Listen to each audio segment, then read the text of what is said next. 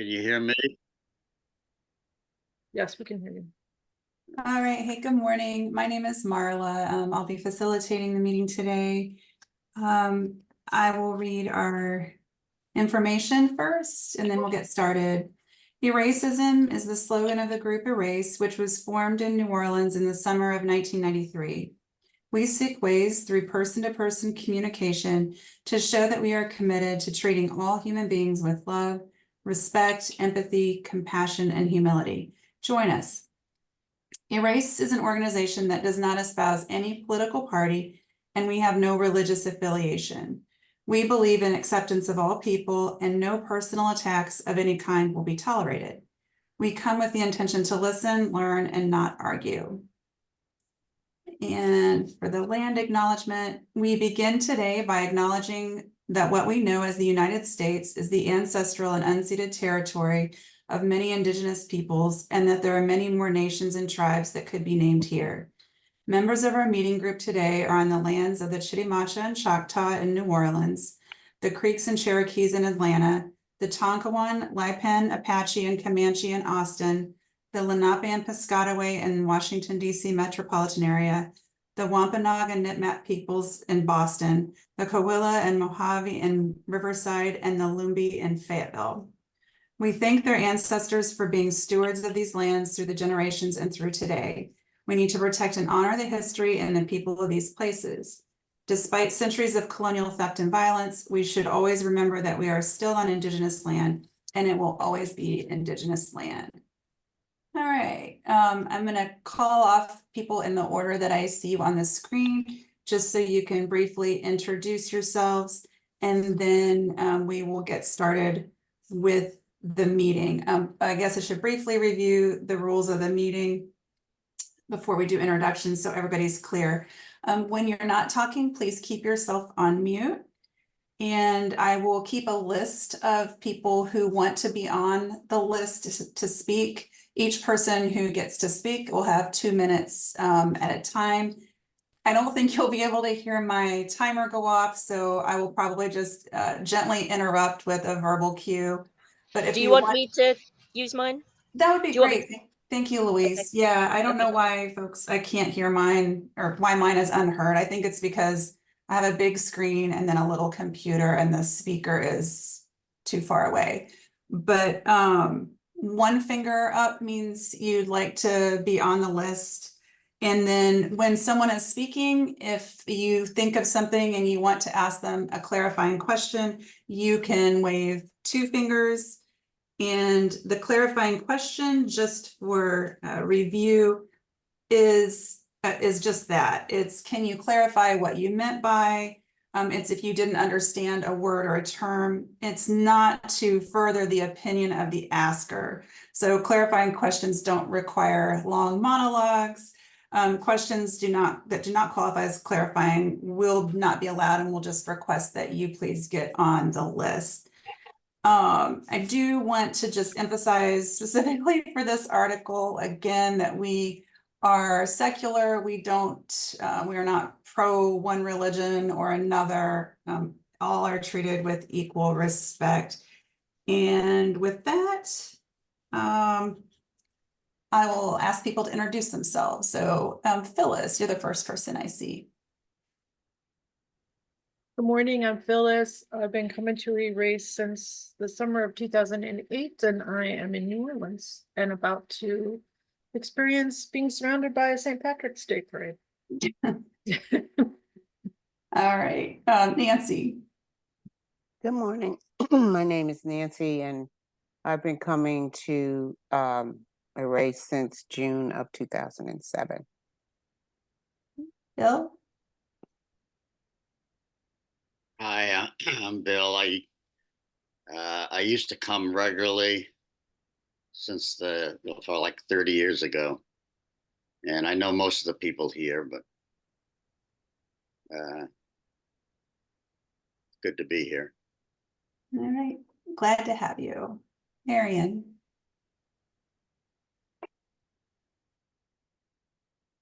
Did myself. Hi, everybody. Good morning again. I'm Marion.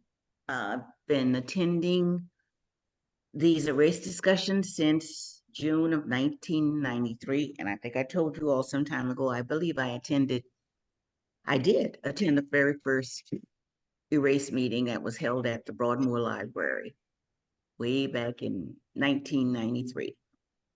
Good to see everybody. Welcome, Louise. Louise supports Palestine, I mean. Just in case you didn't know, I have been coming for years, and Bill actually was in the group when I started coming in New Orleans, and then we stopped for quite a long time, and now I'm in Austin, and very happy to have found you all again. Great. Teresa. Oh, and I just muted my headset. Anyway, I'm Teresa. I'm in Fayetteville, North Carolina. I've been coming since August 2022. Don't know where the time has gone, but yeah, happy to be here. Glenn. Peace be unto everyone. My name is Glenn Abdullah. I've been coming since 1994, and I'm glad to see Bill back with us. All right, Gabriel. Hey, how y'all doing? Gabriel Washington. Been here since 2004. Happy to be on. Great. All right. Well, I don't have a lot to say about why I selected the article. I think I was just trying to think of a timely topic, and I have noticed on social media and also just in the regular news that some Jewish groups and Jewish folks have been saying that they feel abandoned by the base that previously supported them. And within that support system, they have included the Black community. And so I just thought this article, while it's really honing in on, the Northern California area specifically, and how one organization has kind of navigated anti-Semitism and what they've experienced in that regard. I think it did kind of serve as a good sort of lens into what maybe some other folks in the United States might be feeling as well. So I basically just thought it would provoke an interesting conversation. So with that, I can start taking people's names to get on the list, and we can get started. Okay, I've got Louise. And anybody else before Louise goes? Phyllis. Okay, and Nancy. All right, Louise.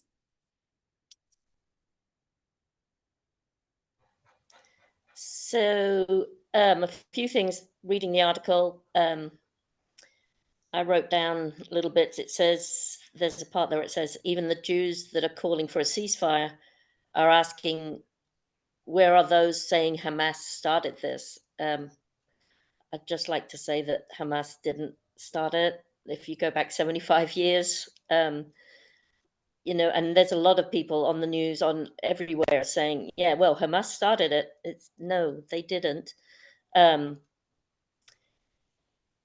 now they're thinking that everyone is Jew haters, which is not true. It's anti-Israeli government policy, which I think, obviously going to get some real stupid people that are just hateful, and they're hateful with all races, all people, and they're going to be, and she even mentions that it's people who even are, criticizing all other ethnicities. Anyway, the other thing, which I know we don't want to talk about religion, but it says there that the Jews come from all different races and ethnicities. They're one of the only religions that don't proselytize and don't, you're either born into the Jewish religion or you're not. I'm probably going to be criticized for that comment. And also, they keep on saying the October 7 massacre. It's what's going on since then. I understand it's horrible. Anyone dying is horrible. It's horrible. But just focusing on that and not focusing on what happened afterwards is very irritating for me. And then, of course, bringing back the Holocaust, which is happening now. There's a Holocaust happening in Gaza, happening to the Palestinians. So just those few things which kind of got my britches in a twist. And that's about it. And that's my time. Okay, thanks for keeping time again. Okay, Phyllis. Woke up my cat with that beep. Well, I would never want to disagree with Louise on this topic. One thing I would say, though, is people can convert to Judaism. And there were certainly, because of the location, there are certainly people who are Jewish who are also Arabs. So, I mean, they were living in Palestine and other parts of the Middle East, like in North Africa and other Arabian countries. So, I guess I made some notes when I read it again this morning. Like when she says anti-Semitism, what does she mean? That's one of my questions. And when she says anti-Semitic attacks, what does she mean? And she gives some examples of things that have happened in the Bay Area. And I don't have documentation, proof of this, but some people seem to think that every time there's a pro-Palestine march, it's anti-Semitic. And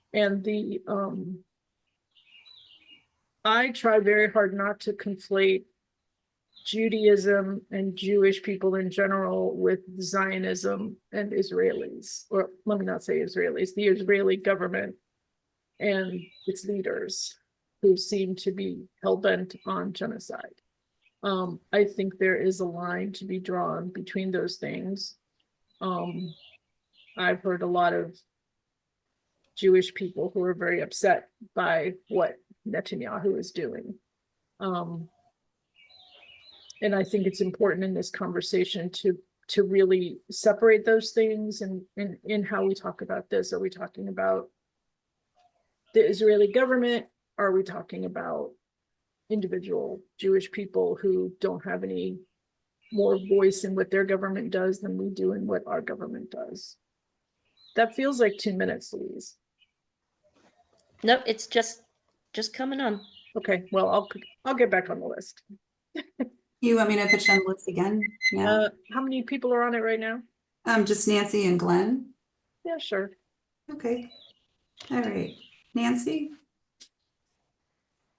Yes. Ever since it started, I have tried to really do my research and try to understand the origins of this conflict between Israel, the Jewish people, and the Palestinian people who were already in Israel. And there is a really good article in Time magazine, The New Anti-Semitism, and it's like, how did Israel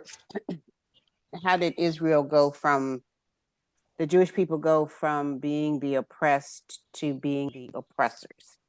All right, and it gives a good timeline going all the way back to whatever not BC, AD. But I think that it's complex, it's complicated, depending on what lens you are looking at this through, okay? Are you looking at it strictly from the conflict within Israel and Gaza? Are you looking at it like that? Or are you looking at it as a more global picture? Are you looking at it from the perspective of the United States needs a strategic alliance with Israel in that part of the world? Does Israel need the United States backing to protect them in that part of the world? It does get complex with who is supporting who and who is the enemy and who is not the enemy. All right. And I think it goes far beyond just religious beliefs and who believes in what and what separates people. I do agree that some people are going to hate everybody no matter what or who they are. And so in that case, and to me, it's complex. Okay, Yes, somebody had some Teresa, yeah, had a clarifying question. clarifying question. And Gabriel. Yes. Can you put, I mean, if you have it available, the link of the article or book that you just referenced in the chat, please? Oh, I don't know. It wasn't an article, it's Time magazine. Oh, okay. Can you put that a little bit closer to the, and that's a recent Time magazine? It's the March 11th issue. Okay, thank you. All right. Okay. Anyone else? Okay, Okay. next we have Glenn, then Phyllis, then Gabriel. Glenn? Well, Jews, not all of them, but when they are guilty of something, they use the anti-Semitist call, and they're using it a lot right now. And they're bringing up the Holocaust. What they're making with the Palestinian done, they're calling that a reminding the people this is a Holocaust, and they're dramatizing it, and they are lying about almost everything, about the rapes, about babies being killed, about the number of people. They the Israeli army came on that day, on October the 7th, and killed a lot of their own people.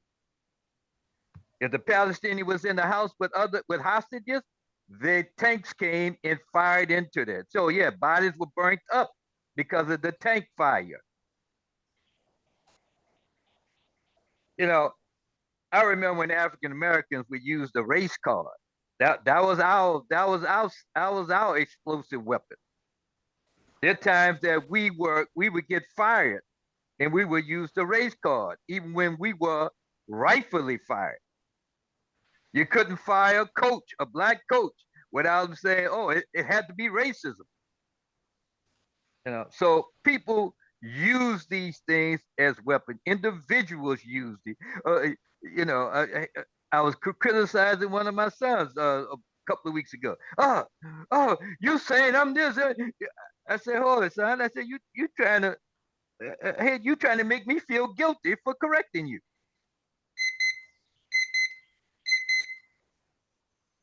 Okay, Thank you. thank you, Glenn. Phyllis, you're next again. Well, one thing, there's another article similar to this that I read probably sometime in October, an op-ed in one of the major US papers that talked about this same idea. And the problem is, one, when people like the woman in this article say, well, we marched with this group, this group, this group, and this group, and now they're not supporting what's happening to us. I want to say that supporting social justice causes should not be transactional. You shouldn't expect something back. You stand up for something if it's right. And if the other group doesn't support you in everything you do, because some of what you're doing is wrong, you can't have this idea that we've been abandoned by our allies. And I think that's something that I've seen and heard a lot of those kind of sentiments. Well,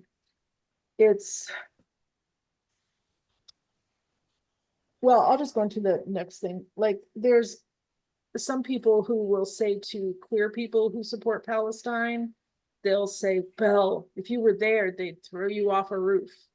Well, one, there's no evidence that ever happened among Palestinians.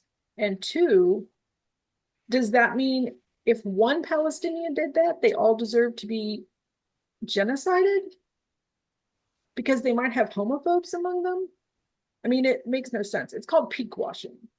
And I'm happy to say there's a lot of queer people I've seen post things that are really refuting that and not accepting it as a valid argument of why they should be supporting the Palestinian cause. Thanks. All right, thank you. Next we have Gabriel and then Bill and then Gelly. Gabriel? Yes. Well, I've been doing my research on it, and it seems as though the current Jewish people uh, that's oppressing the Palestinians wasn't there before the Balfour Declaration. I guess it was in 1917 or something like that. And to piggyback off Miss Louise, uh, they say anti-Semitic, but it's really anti-Shemitic, because you either had to come from Noah had 3 sons, which was Ham, Shem, and Japheth, and that's where they get the Shemitic from, or Semitic from, Shem. This that's where the bloodline comes from. So the president of Egypt said, and I quote, he said, "I do not trust the current Jews because they left black and came back white." I'm gonna leave it at that. Okay, next we have Bill, and then after Bill is Gilly and Marion. I see you. I'll add you. Bill? Okay, thanks. I wasn't sure how to raise my hand, but anyway, um, for some years now, I've been opposed to name calling. Even I don't really believe that if you call someone a racist, that's furthers any kind of discussion, kind of stops any discussion. So anyway, that's a global statement that I would make. Secondly, haven't been back here for a while, and I can't see Gilly, what Gilly is like, but when I saw the recording of the last couple of meetings, I was concerned that there seemed to be no white men there in your meetings. And to me, white men are a major problem. That's it. Okay. Next we have, Hold on. I got me a clarifying question. okay, What do you mean by white man's the problem? White man? In terms of racism, I've known for many years that my white privilege was a problem.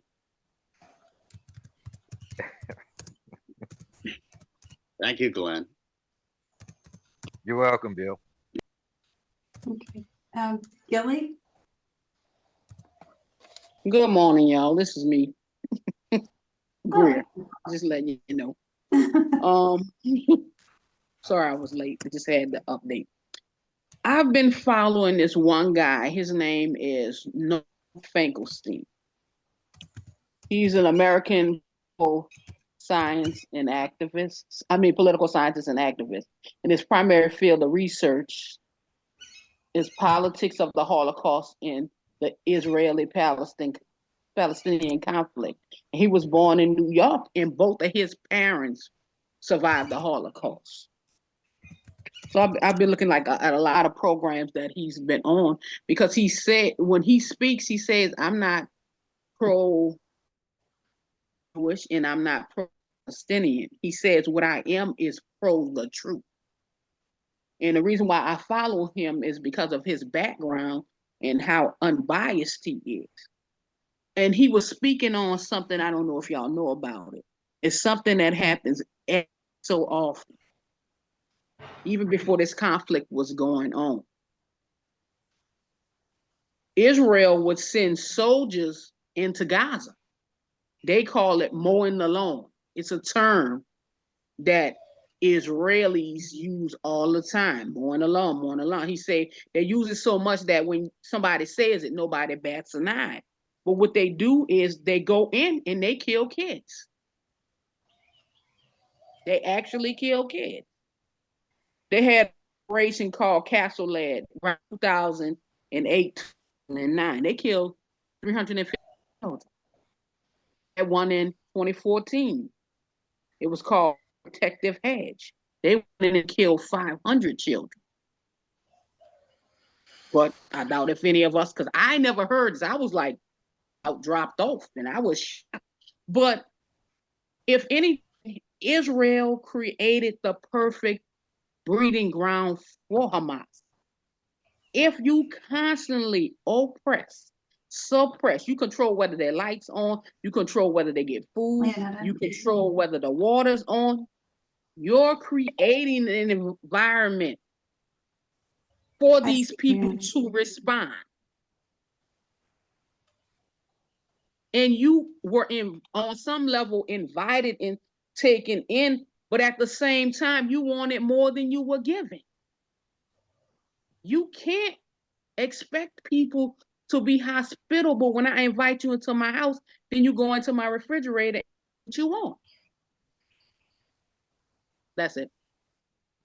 All right, thank you. Next we have Marion and then Leonetta. Marion? Yes, I was unmuting. I also did a little research about this. First, let me say this. Let me back up a little bit. When I taught for 28 years at this school on Carrollton Avenue, the children came from every corner of the globe. So I had Palestinian children in my class. And as it turned out, when the parents would come to parent-teacher meeting, I'd get invited to dinner. So I had the privilege of going to the homes of my Palestinian students, and the hospitality was just superb. So I guess I have a bias. Then one of my neighbors was Palestinian, and the children used to come through my back fence and play in the backyard. So again, perhaps I have about a bias. But anyway, some of these facts that I discovered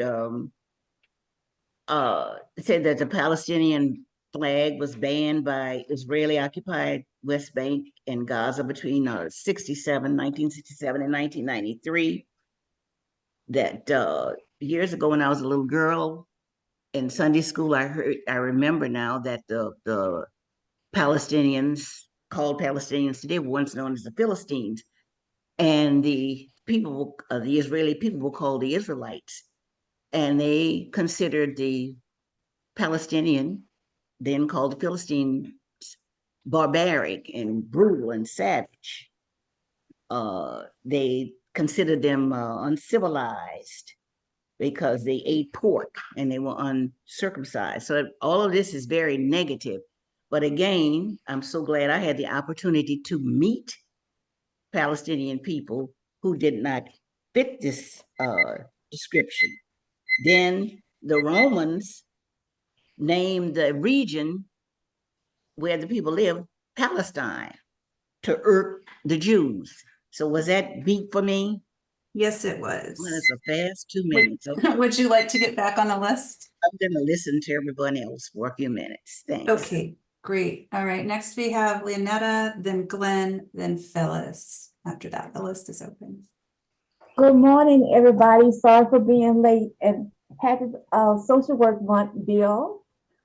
I wanted to talk about the Hamas, about what the Israeli leaders keep talking about. They want to get rid of Hamas. How can you get rid of Hamas when you do all these things to the Palestinian people for years? It's something that's been, it's a state of mind. is what Hamas is. It's not a thing.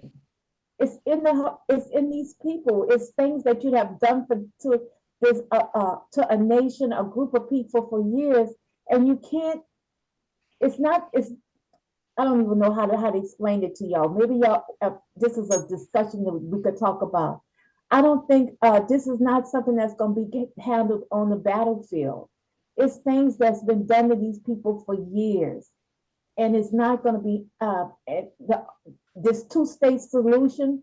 I don't know if it's is to happen because these people have been hurt for years. For years, they've been killed. They've been like what Greer just said about the mowing the lawn. I had no idea that that was happening. Can you imagine your child going out to school at the school at a play and they get murdered just because of who they are? I can't even fathom that. So how are you going? I just don't. I'm just glad I'm in America. So I don't know what's the answer to end this, but it like Nancy said, it's very complicated. But I do know that the Palestinians need their own land, and so that's part of the solution. That's for me, right? It is. Would Yeah. you like to get back on the list again? No, I just maybe somebody on the group maybe can answer the question. Okay, great. Next we have Glenn, then Phyllis, and then Bill. Glenn? Yeah. Anti-Semitism. Anybody who's screaming anti-Semitism, that's propaganda. It's a false charge. It's the representative of South Africa or they anti-Semitic who is bringing it to the world court and saying that there is a genocide going on. Does that make them anti-Semitic? Is the whole globe in the United Nations, all the nations of the world, except the United States and Israel, saying that this is genocide. So is the whole world anti-Semitic? Because there are millions of people who are Semitic in the whole world. It's not just Jews who are Semitic. And they are voting against what Israel is doing. They're not against the human being called Jews. They're not against the religion called Judaism. They are against the genocide that is going on. And what kind of heart do you have when you see a baby just born dying from malnutrition? And you can watch that and say, let's continue with that. The world should be upset and don't care about that weapon called anti-Semitic. Oh, that's it. Okay, thank you, Glenn. Next we have Phyllis, then Bill, then Gabriel, and then Gilly again. Greer. Well, I wanted to say, yes, the accusation of anti-Semitism, especially towards people speaking up on behalf of Palestinians, has been used as a weapon. It was about 30 years ago that I came back from spending 2.5 months or so in the Gaza Strip. And I very quickly, I gave some talks, especially among Christian groups, and I was accused of anti-Semitism a lot for saying things about how the Palestinians were treated, not for saying anything against Jewish people. And so when, especially lately, using that as a weapon is dulling it as a weapon, because there's a lot of young people who aren't buying it. They can see through the imperialism, the colonial settler project that is the state of Israel, and reject that is okay. And yeah, so is the United States a settler colonial project.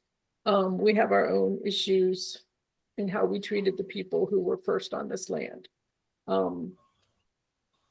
I do want to say about Hamas that Netanyahu encouraged encouraged Hamas and possibly provided funds. And then clearly, you know, it was his job to maintain security on the border. And a lot of the people who would have been posted at the border on October 7th were moved to Jerusalem. And they held a music festival miles away from an indoor, from a concentration camp, essentially. What kind of sense does that make? What kind of, it's almost like you're having a party and the people who are starving next door can hear the party, but they're not allowed to come. That's all for now. Okay, Bill? Yeah, two things. One is I, like Louise, I tend to take the longer view of things in terms of the history and so forth, but I actually take it longer than that, in the sense that even the creation of a nation, which displaced another nation, was out of date and just perpetuating the us and them concept that's been going on forever, and creating all kinds of wars. Even relating to that is the newly mentioned issues about the terrible things we did to the Indians, which is correct. But even before the white man came to this country, the Indians were killing each other. So, and that's been going on forever. So secondly, again, back to the name calling thing, that doesn't get you anywhere. Not every racist person is the same. Not every anti-Semitic person is the same. For example, when I was 13 and 14 years old, I was anti-Semitic.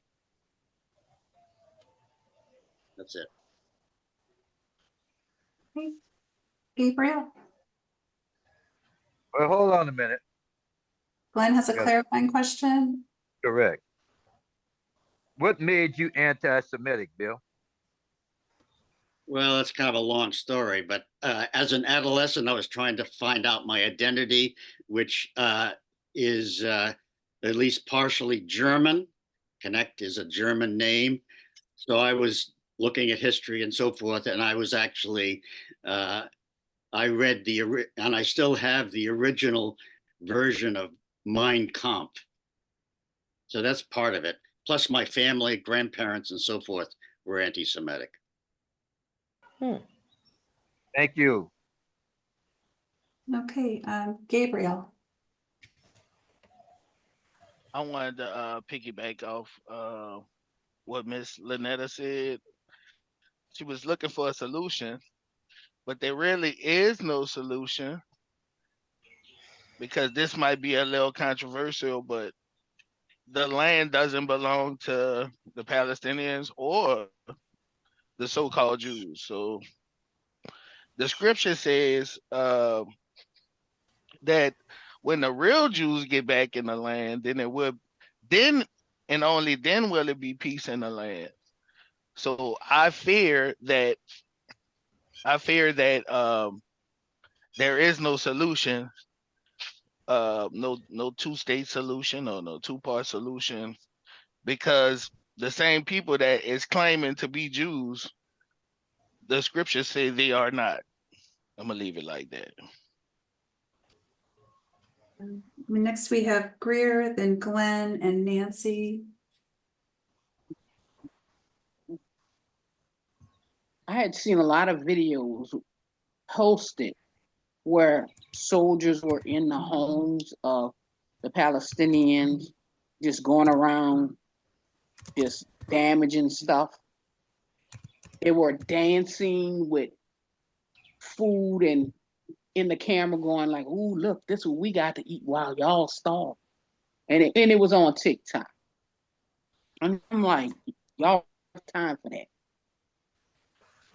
And another thing, calling Black people anti-Semitic makes no sense.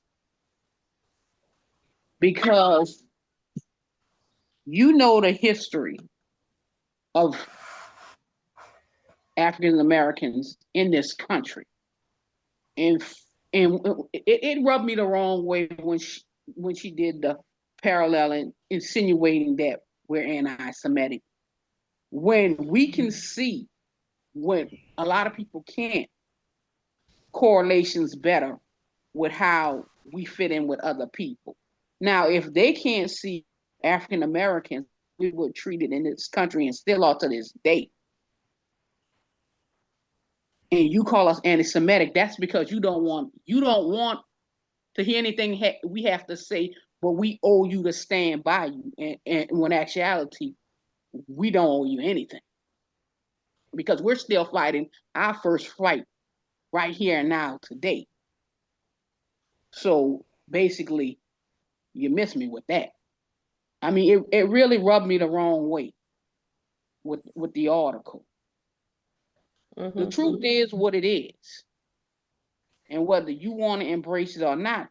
But yet, when Jews came over here and they were embraced into whiteness, they were fine with that. Have no problem with that. But now it's a problem because the people who embraced you are having a problem with you. But we as Blacks are supposed to just align with you. My question is to y'all, where y'all been? We still doing the same thing since day one. And I'm not anti-Semitic, but I'm gonna point out the truth. That's it. All right, thank you. Glenn.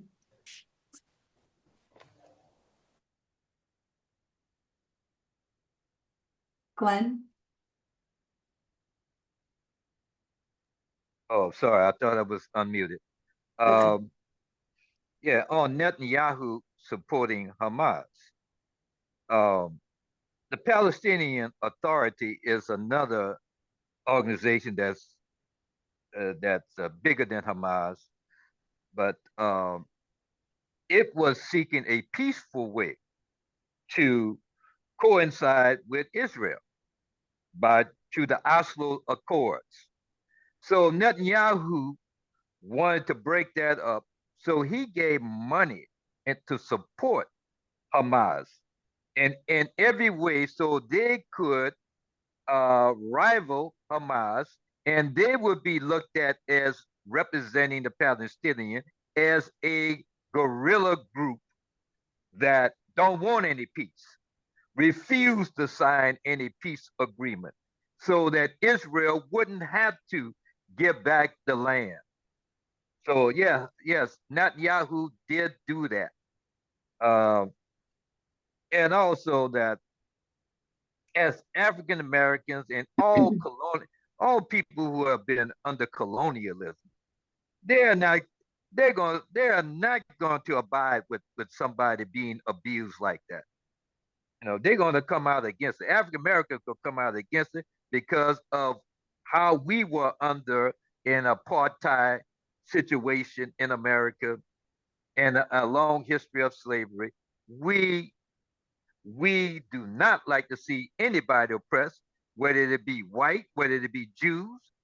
I'll be watching some of the Jewish history, and I was so happy when they stood up in that uh, where the Germans had them surrounded in the ghetto, and they fought back. I was glad to see him kill some Germans, but because that's the way your heart is. If you have been abused like that, you want to see the oppressors, something happen to the oppressors.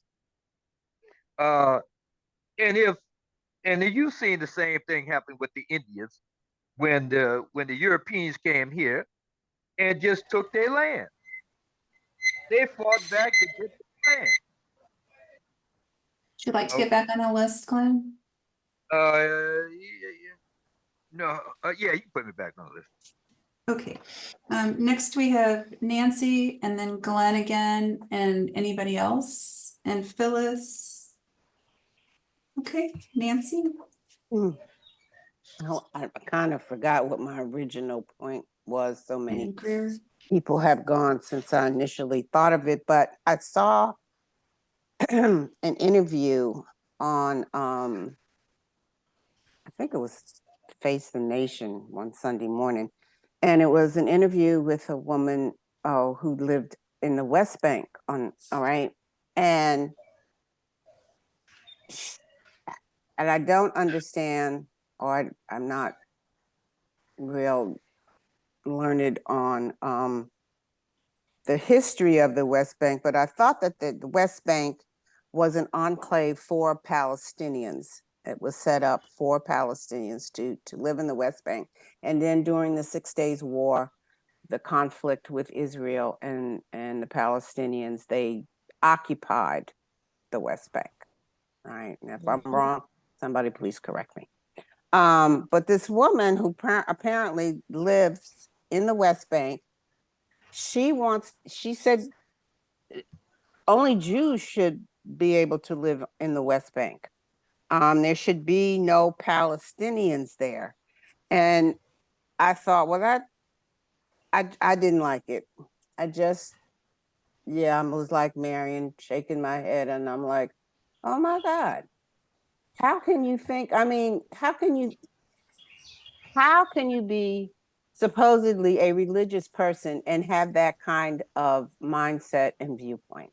And to me, that is what is really hypocritical here, is that if you're supposed to be, religious, how can you be so anti whatever you want to call anti whatever? It really, I'm not going to say it turned my against, but it just made me look at it in a different way. If you could come in, take somebody's land or just take over where they live, tell them that they can't live there anymore and that they should be basically eradicated. I just made me look at it quite differently. Okay, that's it. Thank you. Next we have Glenn, then Phyllis, then Greer, and I guess we have time for one more person maybe, and then the wrap up. Gabriel. Okay, so Glenn, you can go ahead. Yeah, well, tell somebody who got that bird tweeting to mute their phone. I guess. Somebody's in nature. I think, yeah. Oh, it's me. I think it's lovely. Yeah, thank you. Yeah, but mute your phone. It messes with my concentration. No, I can't because I'm doing the timing, and you're Yeah, wasting your she's time, man. You're wasting your time. she's already started the timer. Okay. Well, what Nancy was talking about is they want the West Bank too. It's always been the plan that they was gonna get all of that land back. That they was gonna force them out. It's always been their plan. And this and and what Hamas did, it just gave them the uh this the excuse for just destroying all of Gaza, flattening all of Gaza, so they can run those people out. And since the people have not run all the way out, they're about to go in that last camp where they are at in tents. They're gonna be using bombs on people who are living in tents. And and all the while starving them, killing as many as they can through starvation, and depriving them of water. They are not, and 90%, over 90% of the people of Israel is all for it. It was perfect timing. Yeah. I Phyllis? was cheated out of 30 seconds with that bird. Phyllis, Well, the birds. I won't go there. Well, let's not forget Glenn's fasting, so he might be a little crankier than usual. That's true.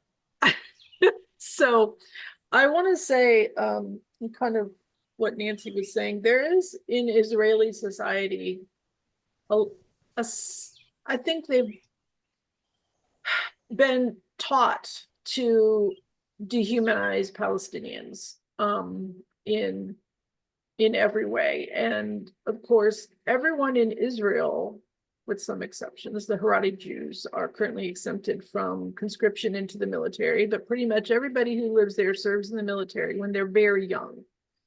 So first they're taught that Palestinians are not equal humans to them, and then they go and they see them in their very limited, see the Palestinians in their very limited living and resources, and they harass them and they torture them and they arrest children under military detention, not under any civil law.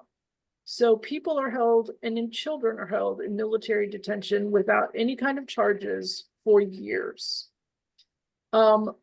Besides the videos that Greer alluded to, I've seen videos of soldiers in houses going through the drawers of women and pulling out their delicate unmentionables and putting them on display on a wall, or stretching a red nightgown over the top of a Jeep.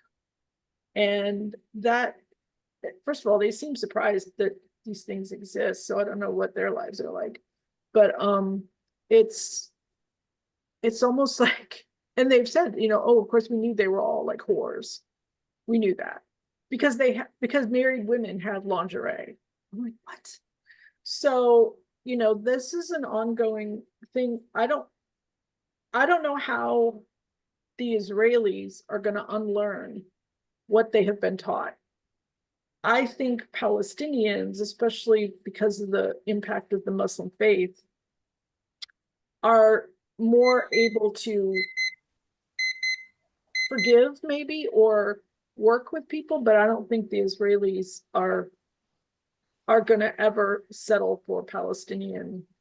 I think they have to share a state personally. That's my opinion, but my opinion doesn't really count. The only opinion that counts is Palestinians. Sorry, I know I ran over. It's okay. All right. Next we've got Greer, then Gabriel, and then we'll do the wrap up.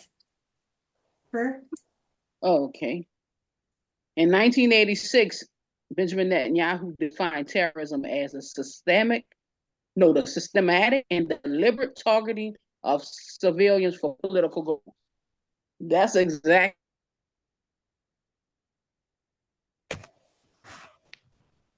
Oh, I think you went out for a second, at least on my end. Yeah, Can you hear me now? Yes. Yes. Hello? Okay. Like I was saying, Netanyahu defined terrorism as a system. Oh, you went out again, Greer. Sorry. Can you hear me? Now I can. Can y'all? Okay.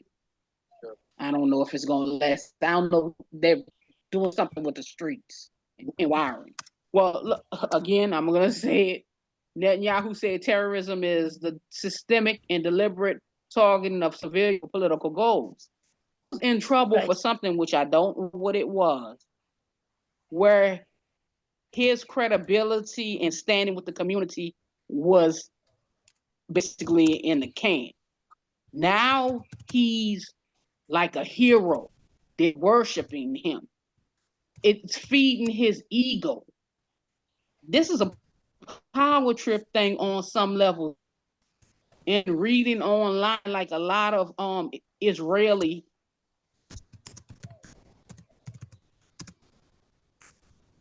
I think we lost you once again. So sorry. I'll wrap up at the end. Okay, thank you. I don't. Okay, last we have Gabriel. And Louise, I see that you needed to leave. Thank you so much for doing the Okay. timer. I'm gonna try to take the timer over. Okay. Bye, everyone. Sorry. Thank you. Okay, sorry, Gabriel, you can go ahead. Now, getting back to the Balfour Declaration in 1917, their only claim to fame is that they used the Bible to say that they were the people of that land. That's how they wind up convincing everybody that it was their land. Now, I have a book uh, from Arthur Kessler. It's called The 13 Tribe. Now we all know there's only 12 tribes, but this Arthur Kessler book, it talks about how the uh, Khazarian Empire converted into Judaism, and therefore those same people to this day are making a claim for the land, but they're only converts. So uh but if you research the book Arthur Kessler, The 13 Tribe, which he was so-called Jew, he explains that there is no such thing as a 13 tribe. They just was converts that's basically occupying the land. And my fear is that there will never be a solution because they don't even belong in the land themselves. So I'm gonna leave it at that. Great, thank you. Okay, we can move into the wrap up. And One second. I got a question I'd like to ask Gabe. a clarifying question. Yes. Okay. So, so are you a member of the people who's gonna go back to, who's gonna be the real Jews who's going back to Israel? To clarify, my stance on the real Jews that they are black. If you read a book called From Timbuktu to Babylon, it was millions of during the Roman in 70 AD during the Roman persecution, millions of black Jews fled running from Roman persecution. That's how they wind up in slavery in West Africa and stuff like that. So my stance on it is that that's part of the Negro history prior to slavery. Did that answer your question, Glenn? It'll do. Okay. All right. I think everybody had 2 minutes except Teresa. So 2 minutes for the wrap up, Teresa, if you would like.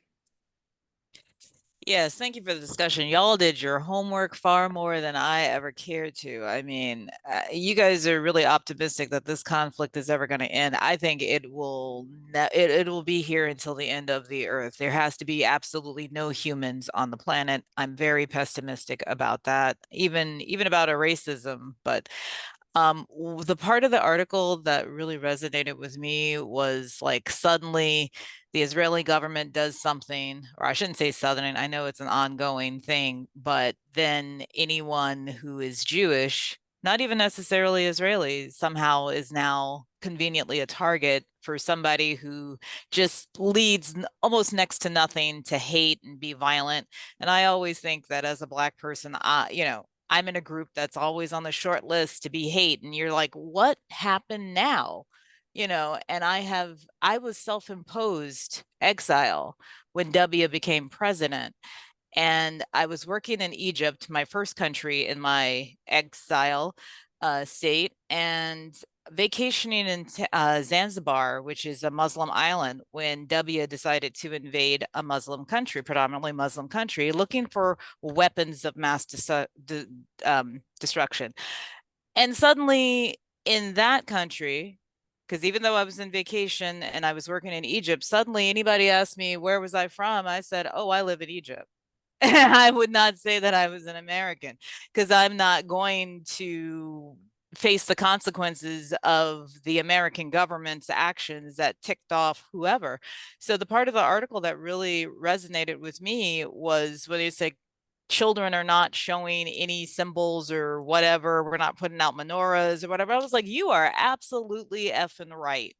You didn't make that decision at the government to do something, and yet you're going to get the microaggressions, you're going to get the death threats, you're going to get, you never know, just going about your everyday life. And I thought the discussion would go a little bit more about that, but you guys took the real long history, which, as you can see, I know about some, but you guys are really, I learned quite a bit, but I don't see it as a solvable situation unless you get to the crux of the humanness of it when it comes down to just power and violence. All right, I know I did more than It's 2 okay. minutes, I but I think was that I silent. actually had to guesstimate because I looked and I'm like, for some reason the timer wasn't going Somehow my off. voice is hypnotic and people forget to No, it press was to start the great. timer, Yeah, but it's like I I'm was okay. into listening. So But I was thank like, you. oh, I think I'm supposed to be timing this.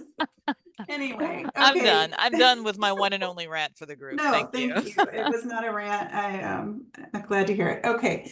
On to the 1 minute, folks, and I'll just go in the order that I see all on my screen. Nancy, would you like to take 1 minute?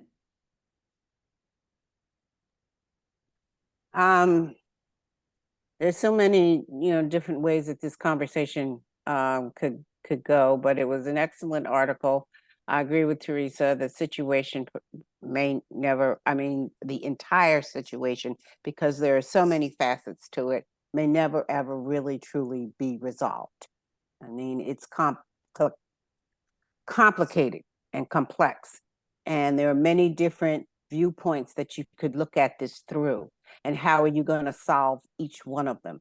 I don't think it ever will be, and I don't think that the Palestinian and the Israeli states, I don't really see how they are going to come together. It goes too far back, and there are just too many opposing viewpoints that I don't see how it's going to be resolved. But we'll probably come back and talk about this again. It's a very good article. Thank you, Marla. All right, thank you. All right, next we have Gabriel. You have 1 minute if you'd like.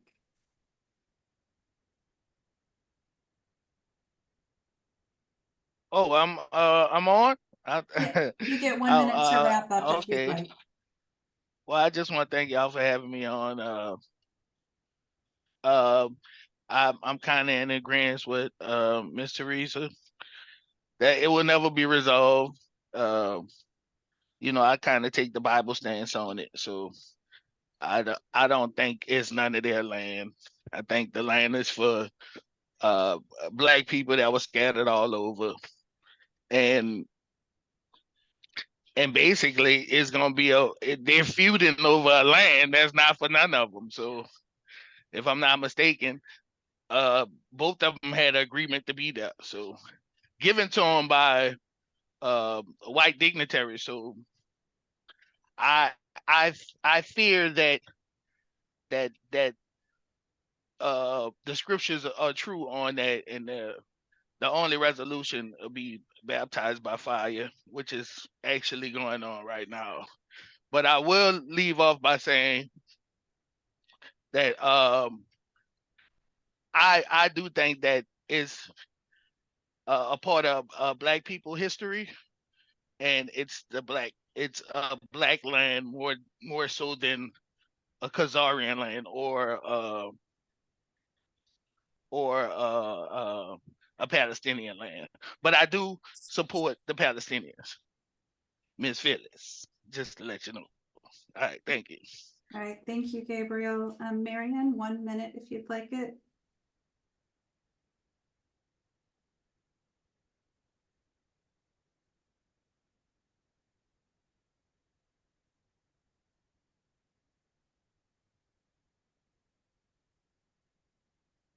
Marla, who did you say? Marianne, 1 minute if you Oh would like it. goodness, It's okay. I'm deaf, It's okay. almost. Thank you so much for this article. This is truly heartbreaking. As long as human beings put other labels in front of human, we are human beings first, and all the other stuff is secondary, because the creator wanted diversity. You all have heard me say this before. We're going to continue to have these problems. Right now, it's hopeless. And I'm just astounded at the stupidity of the human race. It's just astounding and also disgusting. And I was telling my granddaughter the other night, I said, I wish I could go up to some people, just slap them in the face on both cheeks and say, wake up, you damn fool, wake up, pop, pop. Don't you know what you're doing? You're destroying the humanity of us all. So it's just really tragic and pitiful. And it's just right now it's pretty hopeless. So thank you, Marla. Thank you. Thanks to everyone's comments as well. Excuse me. Okay, Lynetta, would you like 1 minute?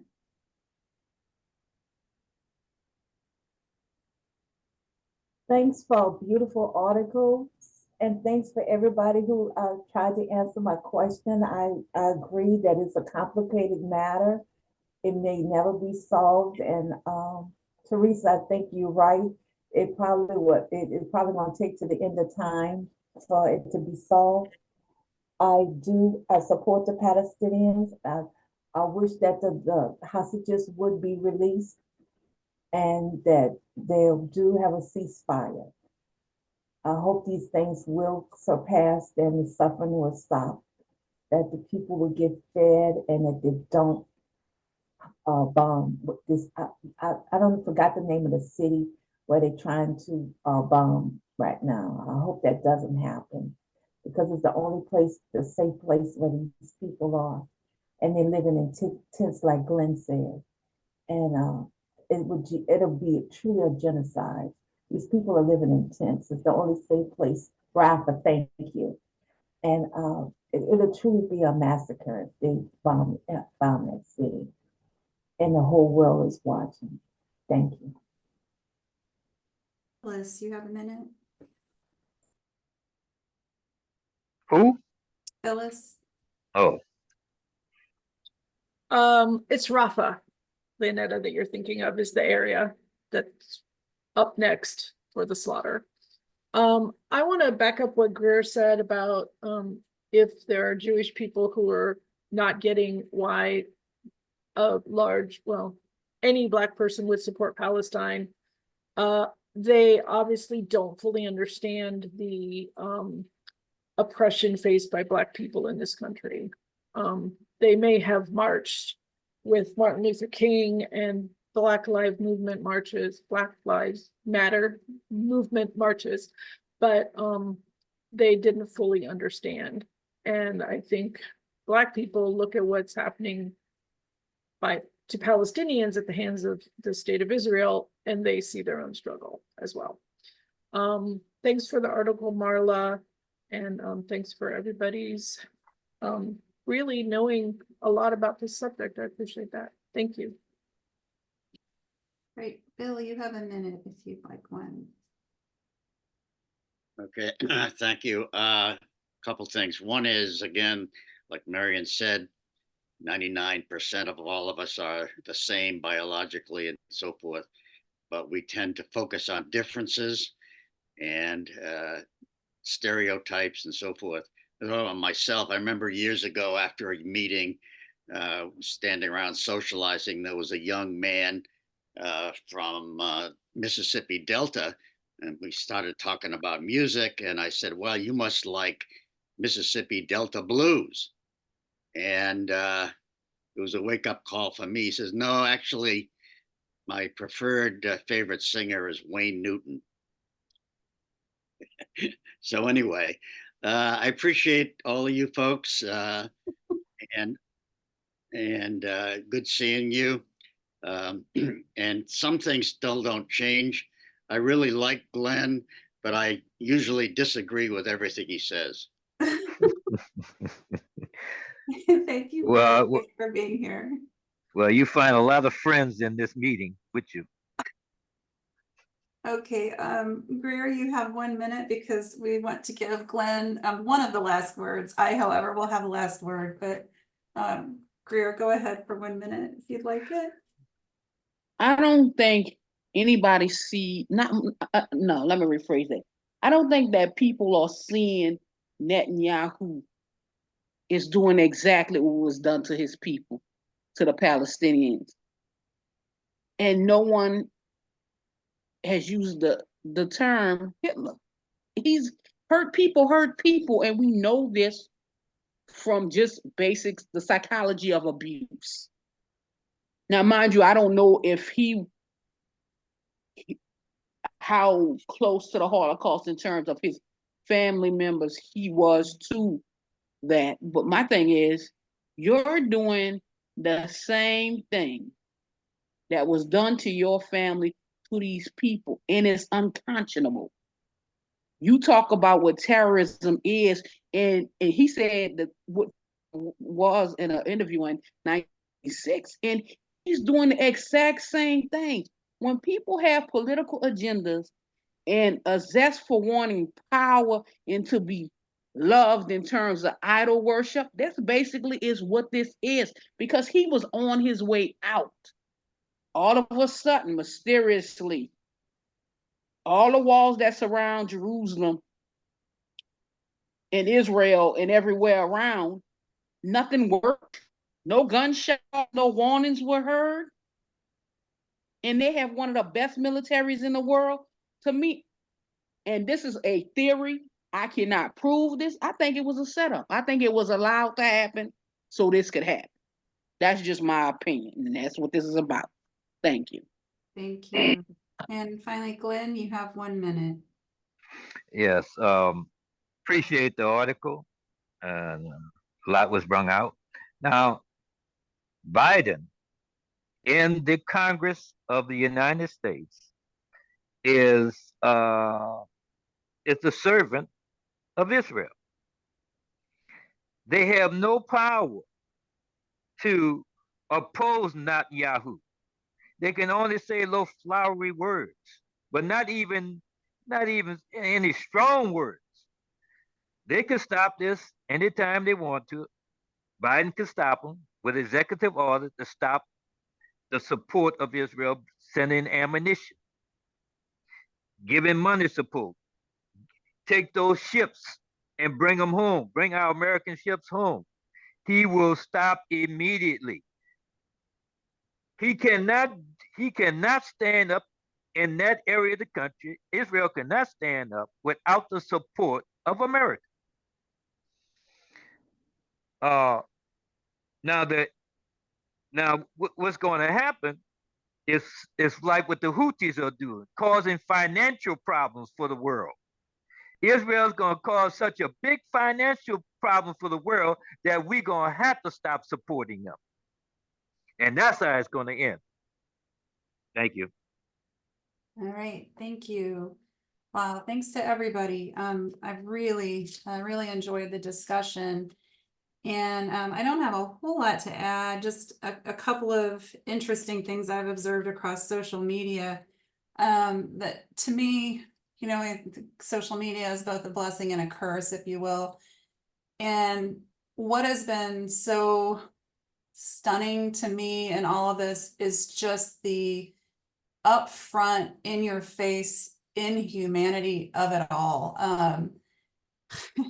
There is and I guess he's an influencer on TikTok. His name is Hamza, and on Instagram he goes by Absorber YT, and he has folks call in from Israel or Israelis, and I think almost all of them are in Israel. He is Palestinian, and he just ask them how they're doing. They talk. He asks them where they're from. That is usually his opening line, and they'll say Israel, and then they ask where he's from, and he says, I'm from Palestine.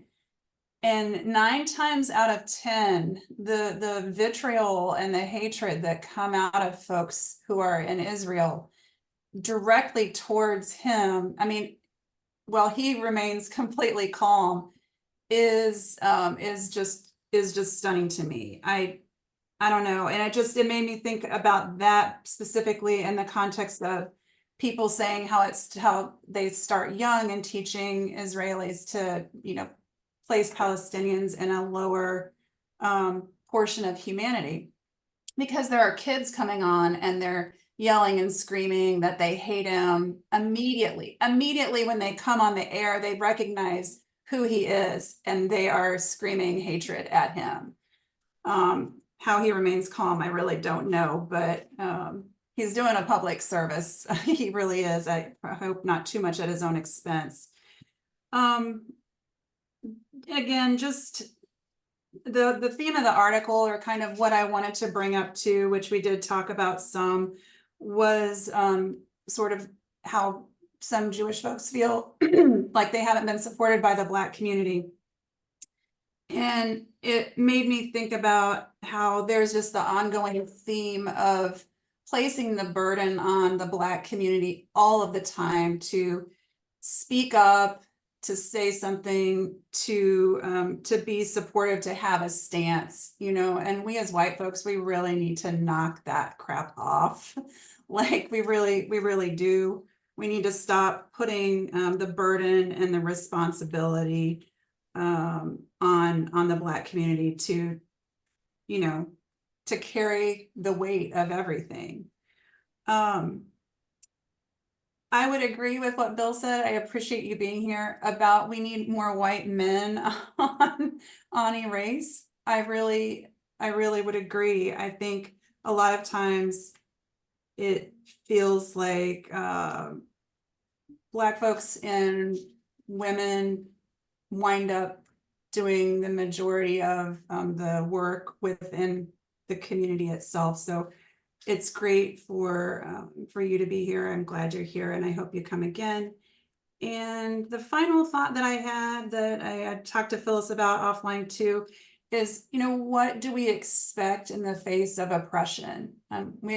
You should be met with resistance, and you will be met with resistance. This is a natural response, and I think there is so much more to come, and I don't think it's going to be good at all, but I still remain hopeful and look for the itty bitty cracks of light wherever they are and wherever they might be. So thanks to everybody for being here. As I've said before, you all are one of my little cracks of light, so much appreciated. And I guess we can turn it off if anybody has announcements.